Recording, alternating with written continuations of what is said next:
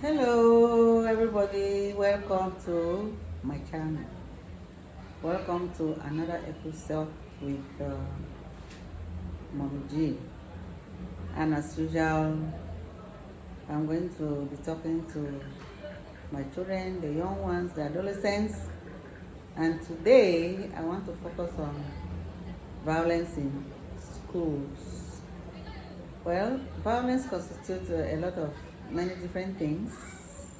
But today I want to focus on violence against teachers and school administrators because it has been recurring in our communities, in our society, in Cameroon, but also out of Cameroon. It has been a recurring event in Cameroon in the past year or in the past few months.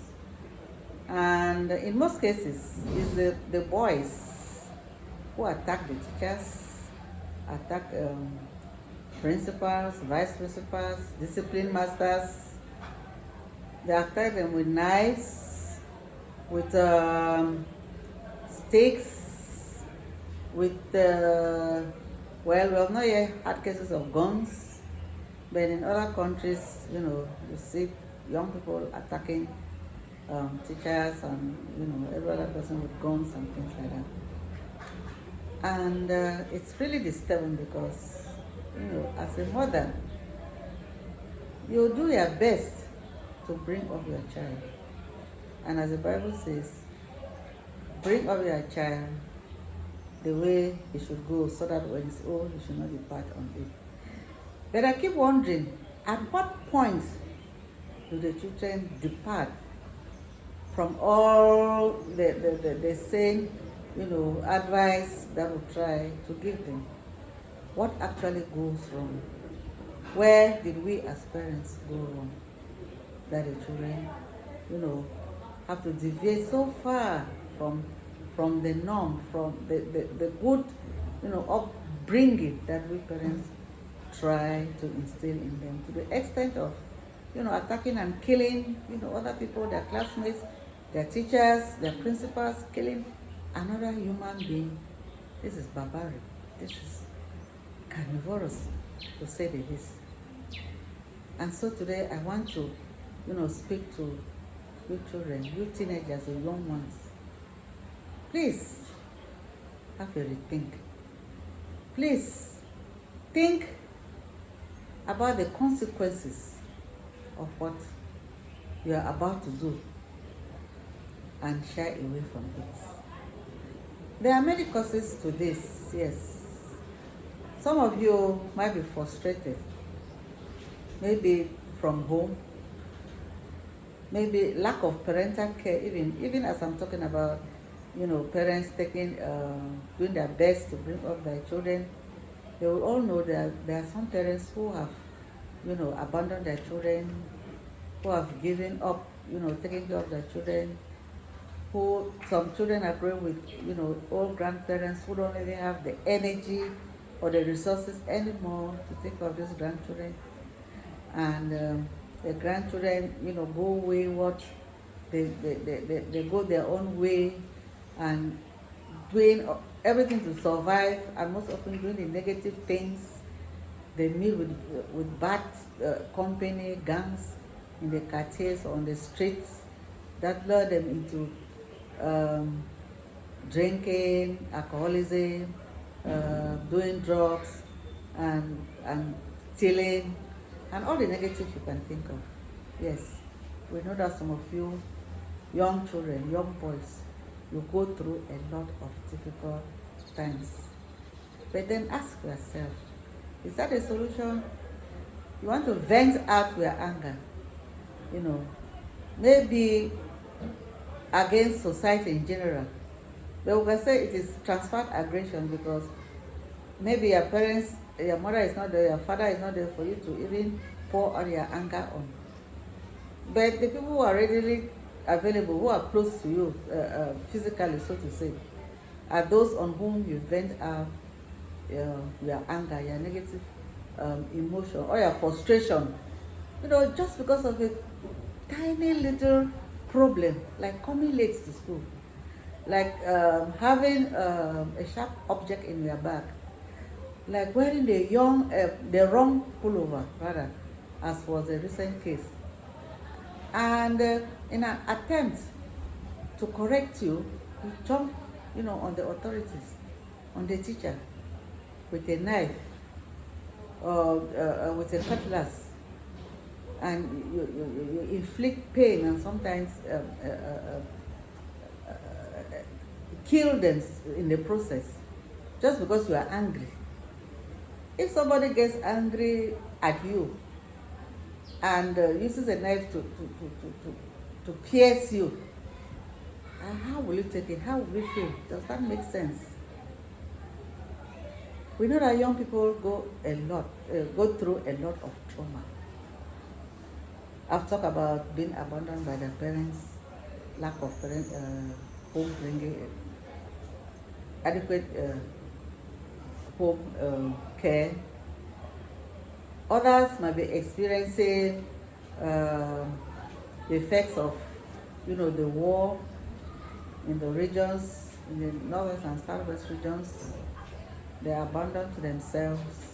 They don't have any home. They don't have, anybody to take care of their needs, and so on and so forth. They have been harassed, maybe by armed people. You don't know from which side.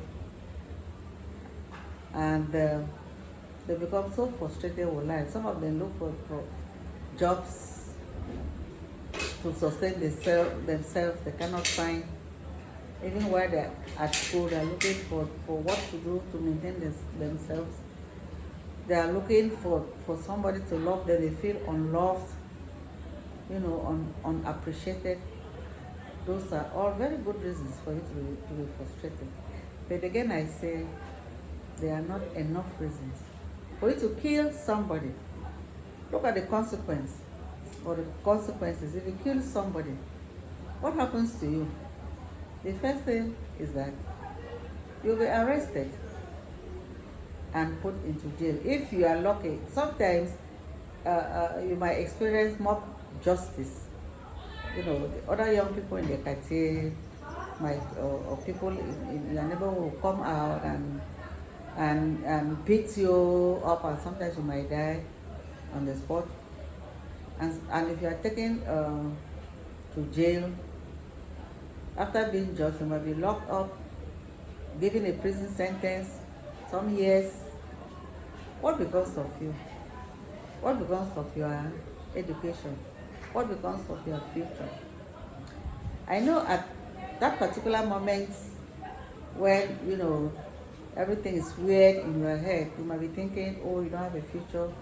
After all, even if they kill me, even if I go to prison, it doesn't make any difference. Such negative thoughts might be roaming around your mind. But you forget to understand that there is nothing permanent in life. The fact that you are down today and the fact that you are experiencing all this negativity does not mean that you can't be somebody great in the future. There could always be a turnaround. There are many people who have gone through thick and thin, who have gone through much more difficult circumstances than you have, or than you are going right now, and who have turned around in the future, whom God has blessed, and then things have changed for them for the better. So don't just assume that what we are going through will be permanent or is the end of your life. No, you can be a better person tomorrow. You can be a better person in the future. You can be whatever you want to. You never know. The minister, why not the president of the country? If you decide to change and to work hard and to make things better for yourself, God might just decide to bless you and uplift you and make you become somebody very important in the future.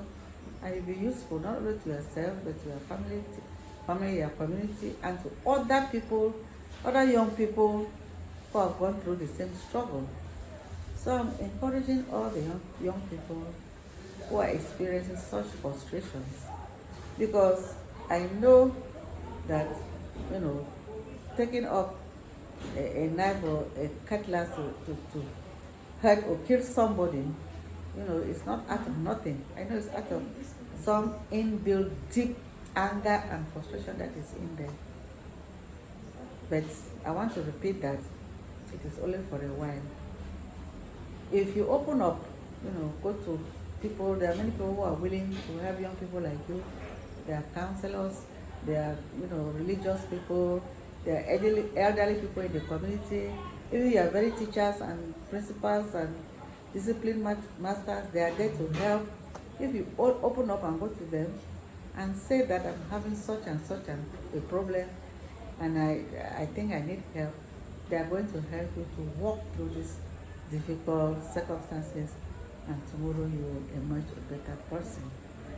And to conclude, I would say that some of these negative attitudes are due to peer pressure, because your friends, you know, influence you negatively to take drugs, to drink alcohol, to smoke, and to, according to them, they make it to be bold.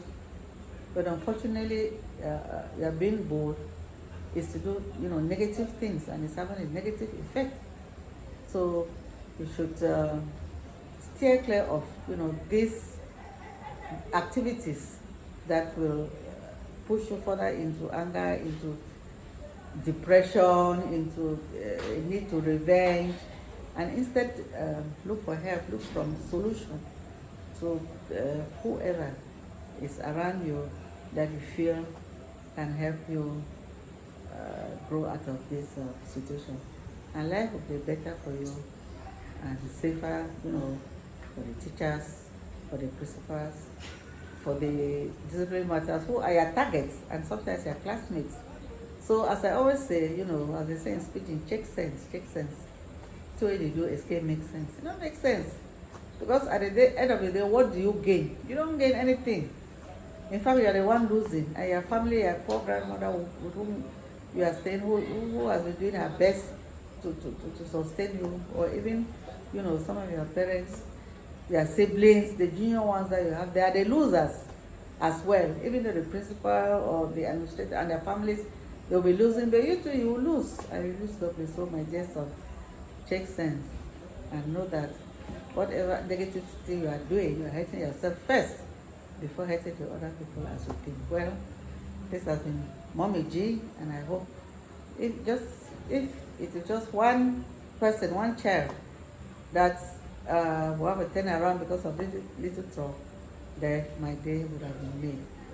So if you liked the discussion, why don't you subscribe if you haven't? Why don't you share to your other friends? And why don't you like? This has been Mommy G. See you next time.